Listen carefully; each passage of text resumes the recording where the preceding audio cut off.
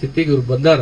ನಿನ್ನೆ ಮೊನ್ನೆ ಮಾಜಿ ಸಚಿವರೊಬ್ರು ಒಂದು ಶಬ್ದನೇನೋ ಬಳಸಿದ್ದಾರೆ, ನೀನೇನೋ ನಿಮ್ಮಪ್ಪ ಹುಟ್ಟಿದ್ರೆ ಆ ಶಬ್ದನ ನೀವು ಬಳಸಬಾರ್ದು, ಯಾಕಂದ್ರೆ ನೀವು ಹಿರಿಯರಿದ್ದೀರಿ.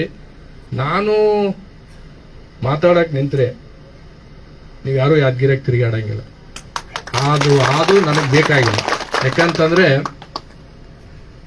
ನಾವು ಹುಡುಗಾಟಿಗೆ ರಾಜಕೀಯ ಬಂದ ಮೇಲೆ ನಮ್ದೇ ಆದಂತ ಸ್ಥಾನಕ್ಕ ನಾವು ಗೌರವನ್ನ ಕೊಡಬೇಕಾಗ್ತದೆ. ಯಾಕಂದ್ರೆ ಇವತ್ತು ನಾವು ಸಾರ್ವಜನಿಕವಾಗಿ ಇರ್ತಕ್ಕಂಥವ್ರು, ನಮ್ಮ ನಡೆ ನುಡಿನೂ ಸಹ ಜನ ನೋಡ್ತಾರೆ.